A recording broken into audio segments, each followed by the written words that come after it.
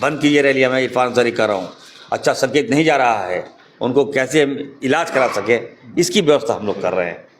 जो आतंकवादी ख़त्म हो जाएगा तो ठीक है, वेलकम है, मैं स्वागत करता हूँ। जहाँ पे ये घटनाएं घटी, जो जानकारी मिल रही है मुझे, कश्मीर में एक भी फोर्स नहीं था वहाँ पर। देखिए, देश को भड़काने का काम तो भारतीय जनता पार्टी के नेता कर रहे हैं।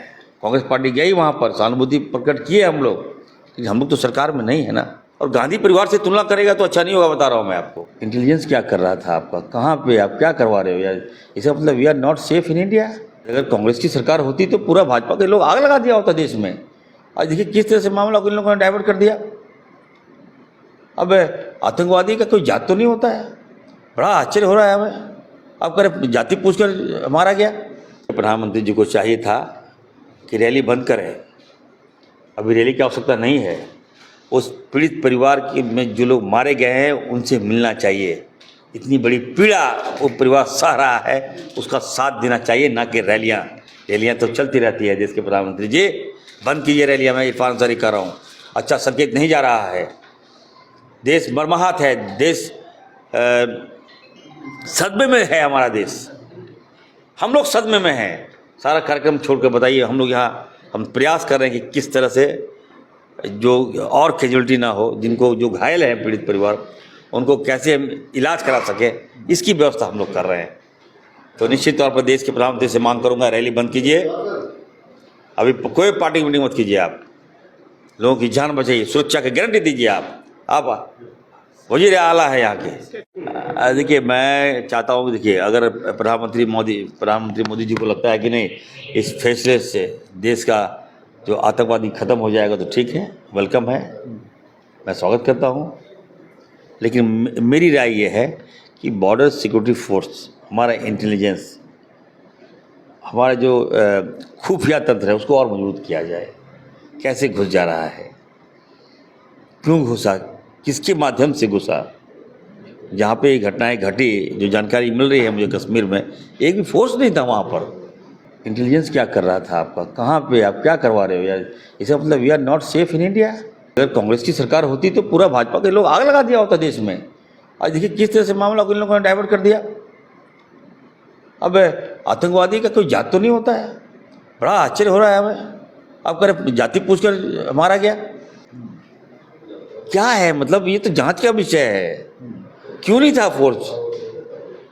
टूरिस्ट गए हैं वहाँ पर, लोग गए हैं वहाँ पर, घूमने के लिए गए हैं, कश्मीर है, अब पता है कि वहाँ मिलिटेंट है, तो उसकी व्यवस्था करनी चाहिए ना। आज जान चला गया, जान तो मोदी जी नहीं ला पाएंगे। आप 5 फैसले ले लिए, पानी बंद कर दिए, उससे क्या होगा? मेरा ये मानना है कि ये आतंकवाद का सिलसिला कैसे रोके, क्यों घुस जा रहा है? आपको तो मोदी जी को चाहिए कि अमित शाह पे कार्रवाई करें। पहलगाम की घटना के बाद कम से कम जनता के बीच बोलना चाहिए कि आपका लैप्सेस है, आपकी गलती है। बॉर्डर सिक्योरिटी फोर्स आपका है। इंटेलिजेंस क्या कर रहा था आपका, कहाँ पे आप क्या करवा रहे हो यार? इसका मतलब we are not safe in India. कोई भी आतंकवादी घुस जाएगा और कहीं भी जाके हमला कर देगा। आज अगर कांग्रेस की सरकार होती तो पूरा भाजपा के लोग आग लगा दिया होता देश में। आज देखिए किस तरह से मामला को इन लोगों ने डाइवर्ट कर दिया। अब आतंकवादी का कोई जात तो नहीं होता है, बड़ा आश्चर्य हो रहा है हमें।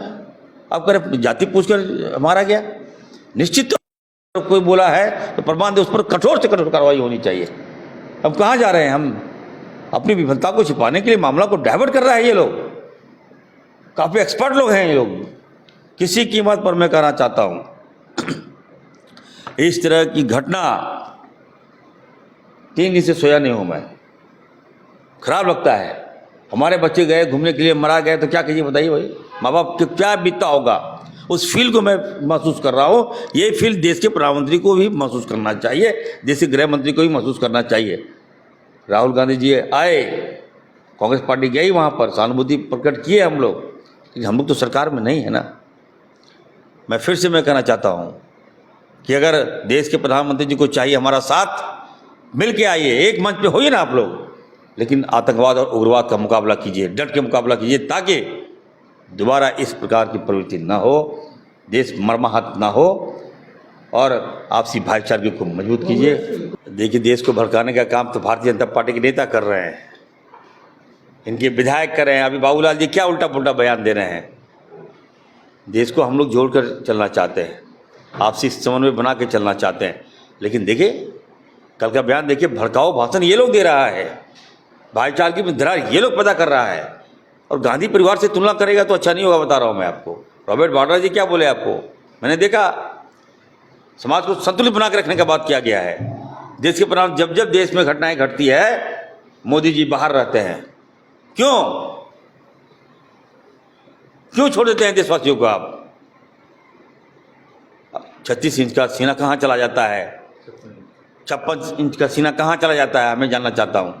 अब बांग्लादेश के बॉर्डर को हम सुरक्षा नहीं दे पा रहे हैं, चाइना के बॉर्डर को हम सुरक्षा नहीं दे पा रहे हैं, पाकिस्तान के बॉर्डर को सुरक्षा नहीं दे पा रहे हैं। कल तो कोई भी घुस जाएगा भाई, कहीं भी घुस जाएगा, कहीं भी गोली चला देगा, कहीं भी हमारे लोग मारे जाएंगे। तो आगे बढ़कर जिम्मेवारी लेनी चाहिए।